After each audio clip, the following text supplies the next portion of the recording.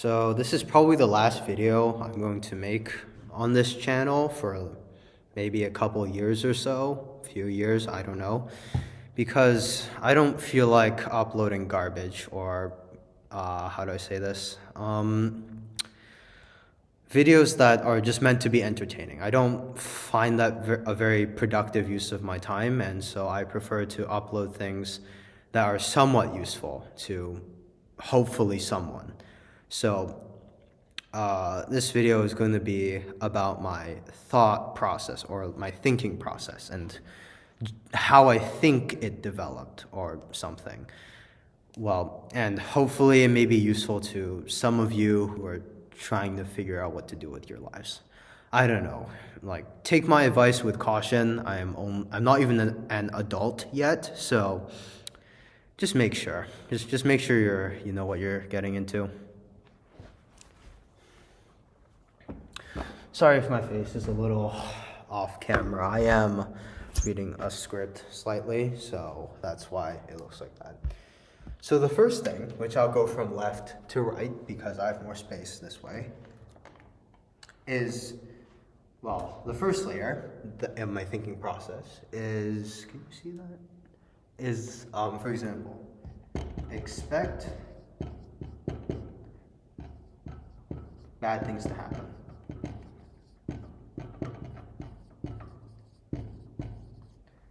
That is the first thing. I assume you can see that. Let's hope that's the case. Now, why is that important? Well, because of another thing, which these are like the general, this is like the base that I adhere to, like the base that I adhere to, which is that the foundation that most of my thinking process hopefully goes off of. So the other thing that I sort of realized was that there are three important problems, right? Or important barriers to doing something. I'll just write it here. The first one is not enough resources.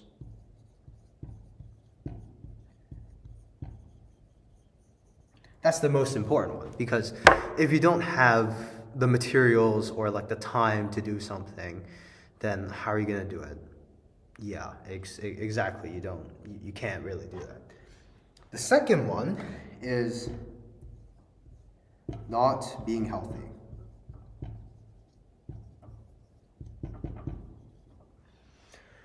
Obviously, this does not apply if this is not, well, does not involve you, but most of the time, if you want to do something, it involves you.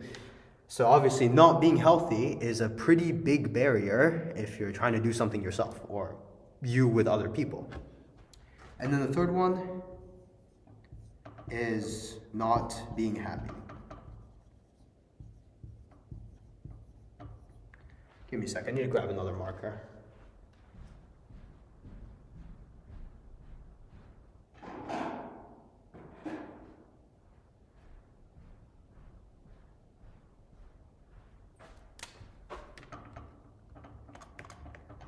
Yeah, it is not being happy.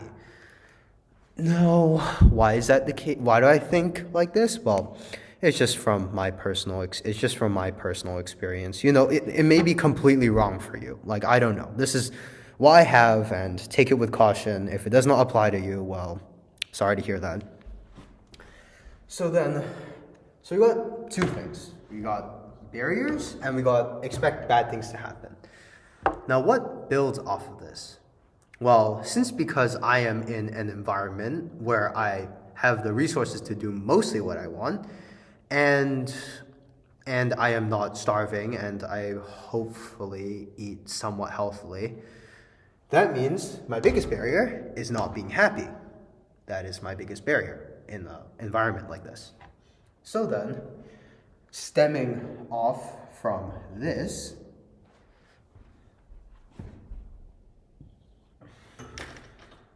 is finding what makes you happy. Okay, I cannot smell. I cannot spell apparently.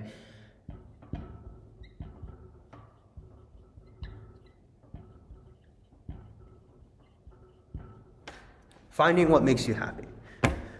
That's the other thing, right? Because being happy right here is my biggest barrier, right? This thing.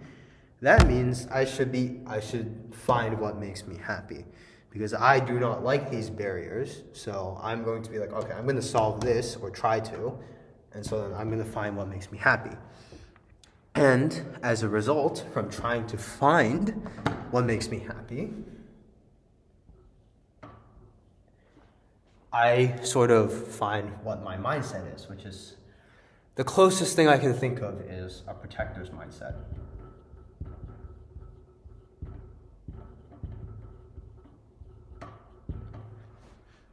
You can read that.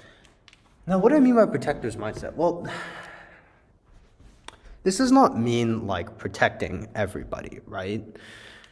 Generally not, depending on the circumstances. I want to be able to do the things that are necessary that most people won't do because of either physical or mental limitations.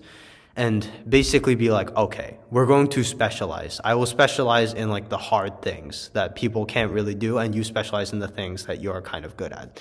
So that's part of it. And the other part of it is also helping people to, become as efficient of a learner as possible, sort of. Basically helping people reach their full potential. Now, obviously, this protector's mindset is not going to stay consistent based on stress, environment, or anything. It's not going to stay consistent like that. So depending on how resource scarcity, for example, how bad that is, this mindset may change to like, okay, to the people who can actually learn fast enough. To the people who can actually learn fast enough and don't need to take like 10, 20 years. It would shift. But right now, because I have the resources, I am healthy. I can afford to be like, okay, be a little bit more general, have a wider range of people. So yeah, that's one thing, the protector's mindset that stems off of this. Now, and it sort of stems from this expect bad things to happen, but that's just a general rule that applies to basically everything about this. It's like, look, bad stuff happens, deal with it, bro. And so then, as a result, this protector's mindset results in sort of three things.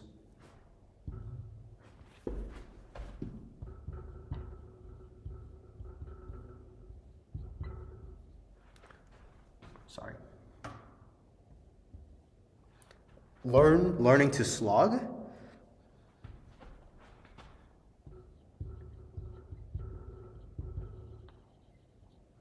Efficiency. And this is sort of like efficiency, but I decided to put it in two separate categories because it may make more sense that way.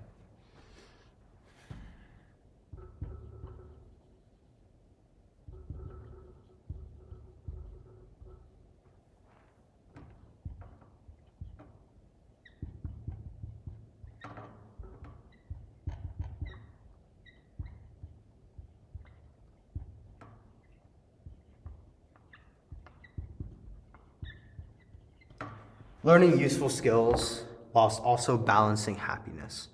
That is another thing that I find is also very important, because what good is, for example, let's just say being an astronaut is being very useful. Like we're colonizing the universe. But like, what happens if I'm not happy being an astronaut? Then what's the point? Like, my brain's gonna hate me every step of the way, and it's gonna constantly fight me and cause mental breakdowns. Like, even though, yes, it may pay a lot, but like, for example, there's only so much money I want, Like, as you get more and more money, after a certain point, it's like a skewed right distribution. Like, the usefulness per dollar starts to drop off quite a bit. So, that's how I view money and things like that. But, yeah, generally, balancing happiness with learning useful skills. So, like, For example, and I'm willing to sacrifice a bit of my happiness if the skill provides a massive benefit to my framework. For example, would you rather die and be happy, or would you rather like live comfortably but be a little unhappy? Obviously, I'm going to be comfortable and a little unhappy, obviously. Now, what stuff comes from this? So, for example, how do you learn how to slog? How do you be efficient? And how do you learn useful skills while balancing happiness? This is how I try and do things. And, sorry, there was one last thing that I did not mention.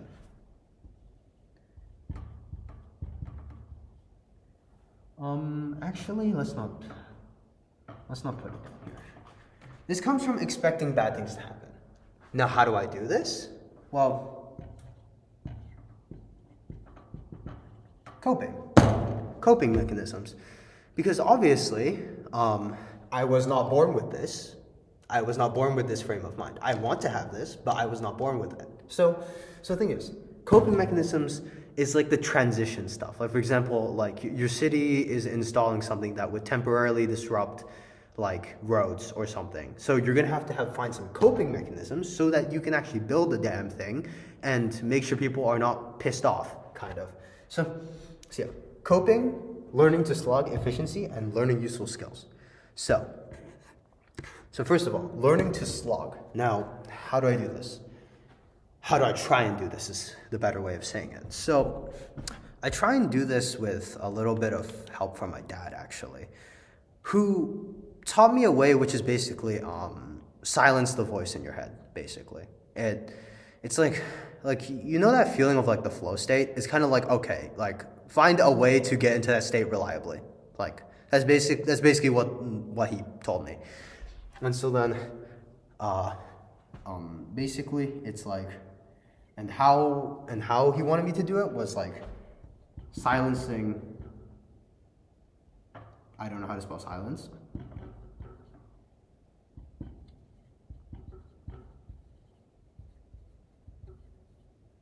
Silencing the inner voice. That is one of the things that help to learn to slog and all these things. Now, next one is efficiency. Now, how do I learn to do things efficiently? So, which includes managing time,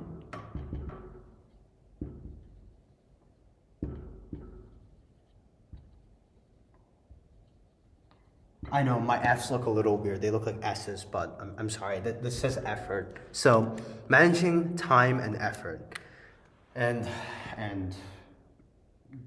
getting to know people. Yes. I don't know how to write apparently.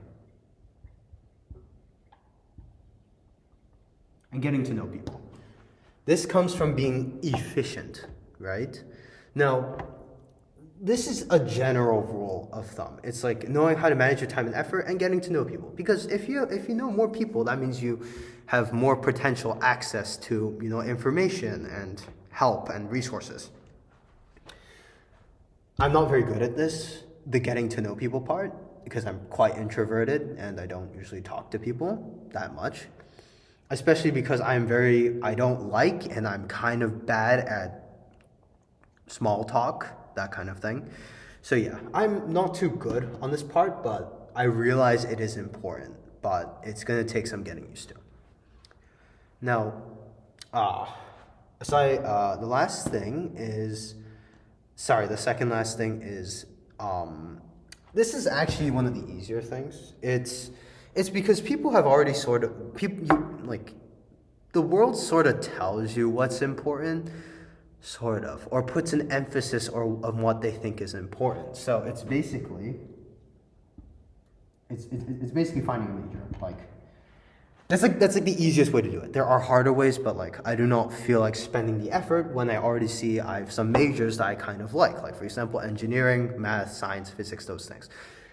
Maybe even psychology if I'm so inclined. Like these things. Like if I didn't have options in majors, like all of them I just don't like for whatever reason, then I'm gonna have to work harder. But because I'm fine with these, that means, I don't need to work as hard to find alternatives. And the coping. How do you get this framework or thing in my head compared to basically me having the opposite of this, which is like, I don't expect bad things to happen under certain conditions. Like, for example, when I spend a lot of effort and time into something, I expect it to succeed, especially when I think it's easy. No, I need to get used to not doing that. So what coping mechanisms do I use? Well, the first is, actually, there's only really one way I can see this. Aside from silencing the inner voice, right? Aside from silencing the inner voice, there's also getting more experience.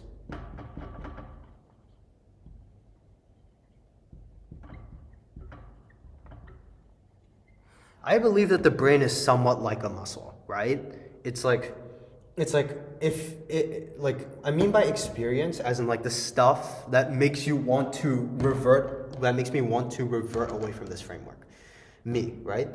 I want to be here, but for example, I'm doing exercise and I want to be stronger, but the thing is I want to rest and not work.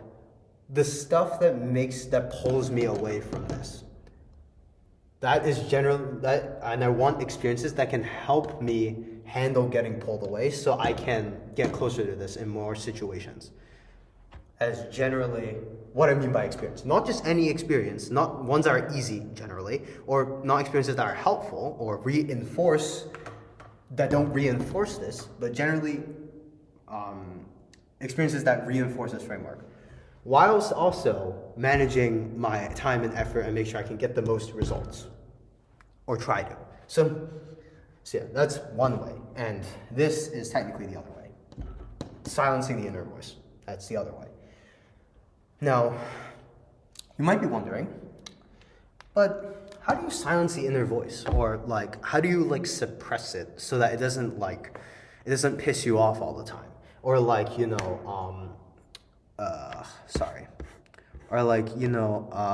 you know which major do you like? Or how do you manage your time and effort to get to know more people? Well, I'll get into that. So this, the silencing of the inner voice. Sorry, I don't have much space, so I'm gonna have to use this blank spot over here. So the silencing of the inner voice. I know this looks a little bit messy, but you can always just pause the video, right? And just go over my explanation again. And this is not gonna be a 40-minute video, hopefully. So you can just look through all that. Silencing the inner voice. So how did I start out? Well, those videos of of stereotypical ADHD kids? Yeah, I was basically one of them. Even though I don't have ADHD, I acted like those stereotypical ADHD kids. So then my dad was like, yo, stare at a blank sheet of paper and just do nothing for as long as you can. So the first thing that I started with was staring at a blank sheet of paper.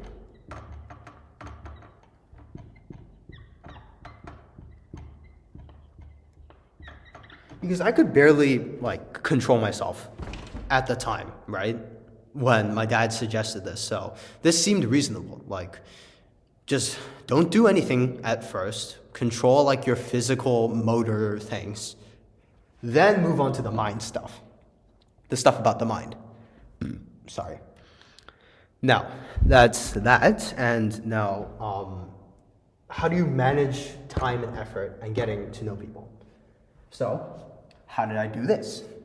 Well, let's first go to the managing time and effort part. So, I don't know how to explain this, but basically, let's just say, you spend a certain amount of effort, let's just say E, over a certain period of time, T, right? I know, it sounds like math, but I don't know any other better way to explain this. And then let's just say you get and this is basically total effort. right?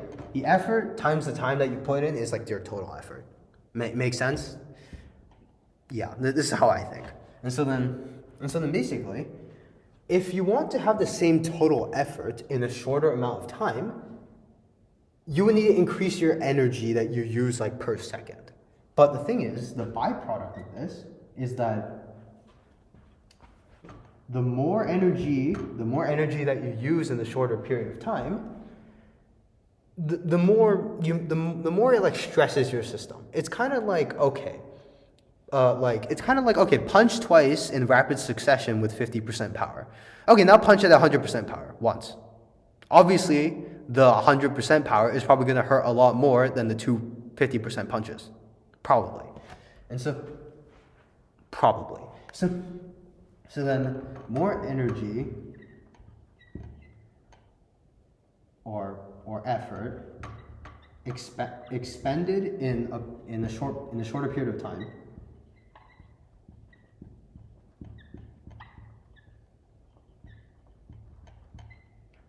expended in a shorter period. Sorry, I don't know why I said short. Great. Shorter period results in more stress, sort of.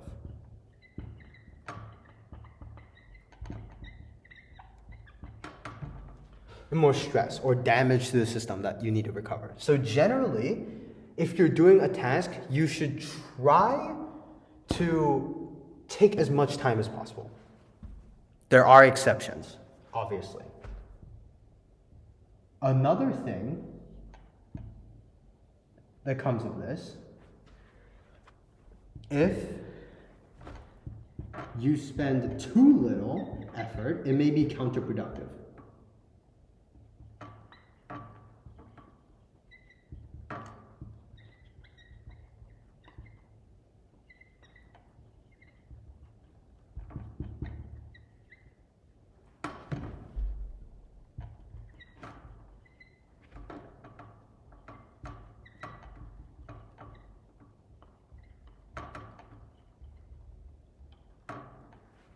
That's what I've realized. So you have to balance the amount of effort you use per like second or something, and also the amount of time it takes. Kind of like, yeah, that's like another thing. I did not write it down over here, but it's basically like, you have to balance how much effort you use, so like you feel like you're doing something and you're actually gonna focus and do something, but not so much that it's gonna stress your system to exhaustion. It's like exercise, right? Oh my god, it's like exercise. I know. Like, you spend too little effort over a long period of time, you might not get any results. You might not get any results. Like, walking can only get you so far, I think. But if you spend too much, you get exhausted and you like pull a tendon, sprain your ankle, break a bone, those things. So like, you need to be in like the balance of these two. And how do you know? Experience. I don't know. You just sort of know the feeling of it, I guess. I don't know. So, and other stuff includes the time bit, which I have not discussed, which is like, how good is your capacity to slog, silencing the inner voice, and spending time on something. This portion is also related. How much you are willing to spend time on a task. Now, explaining that was a mouthful, I know, but you could always just go back in the video. This is not a lecture. This is not an unrecorded lecture, okay? You can just go back in the video, or you can just forget it if you really want to. I don't really care. Next, the major. Now, how do you know, like, what is the criteria to see if a major is good for you? Well, let's go all the way down here. Obviously, if you don't know, like, what major you want to go into, then how I do it is basically like, okay, like, test the waters. It's like, find online courses. or read a bit of a textbook.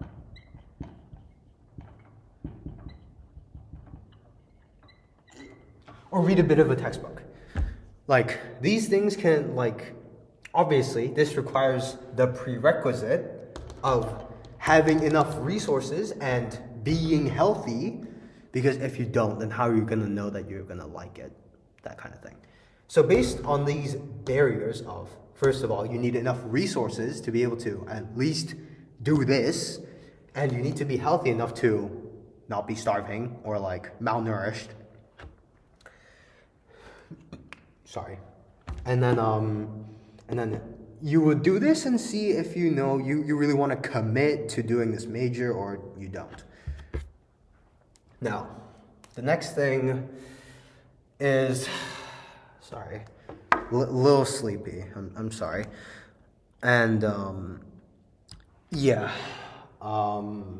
and lastly is the getting more experience part. I'm not gonna write any more up here, but it's like I already gave some examples. Basically, like being in like sociable situations, like, or any situations that causes a little bit of uncertainty or a little bit of fear, like the manageable type of fear that can be resolved, like the type that gives you some, like a little bit of tension, but not enough to make you like black out or faint on the ground randomly. So yeah, that's what I mean. Stress yourself in situations so that you can actually learn something. Not like, oh, I'm so stressed, I'm gonna black out. Or, oh, this is so easy, it's not important. You can learn things from easy things. It's just kind of difficult, for me at least. So that's why I'm like, okay, stress yourself enough so that your brain kind of learns something. Because that's the most efficient way I know to learn something. Unless if you can't do that, then maybe it's not. But right now, in my situation, I think that's the most efficient. Now, a bunch of this jibber jabber later, there is one thing after I find a way to sort of, accomplish most of this stuff, or like know how to do most of this stuff, or like fine tune it.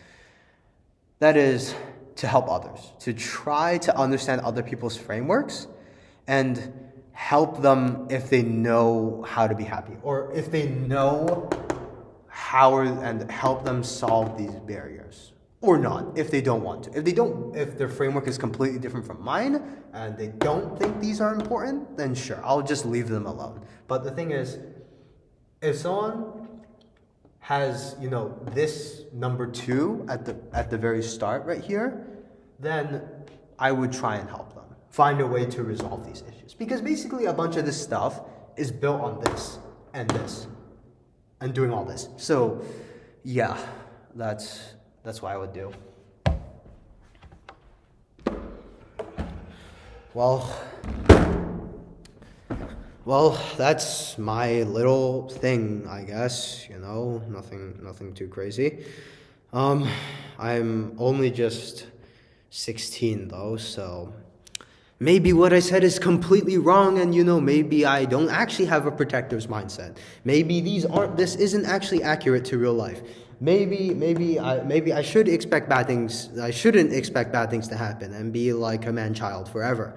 But like for now, this framework. Yeah, maybe one of you just wanted to take a photo. I don't know. This framework is useful to me, and maybe it would be useful to you. And just saying before I go, I am not like a perfect human being. Okay, like. I'm only 16, and the thing is, I have many, like, weaknesses, right? 1, I'm, like, socially awkward. 2, I lack patience for myself sometimes because, I don't know, like, a framework I learned when I was, like, 6 that, you should be, like, a Sigma or something. I don't know. Like, that kind of, like, internet Sigma stuff. I don't know. Yeah, that gave me brain damage. And other things include sometimes me reverting back to basically like a 5-year-old sometimes. Yeah, it happens. So I still have weaknesses and like mental weaknesses, right? Sorry. So I'm not perfect. And you shouldn't be either. That's the thing. The whole, like, another thing on this framework that I have is like, part of the expect bad things to happen is kind of also, hey, like, do your best, try, like, work your hardest without caring about the results. This is kind of what it's implying. It's like, do your best. And if the world dies because you failed, well, too bad. And I have not internalized that framework either. I'm just saying it because that's what I want to believe.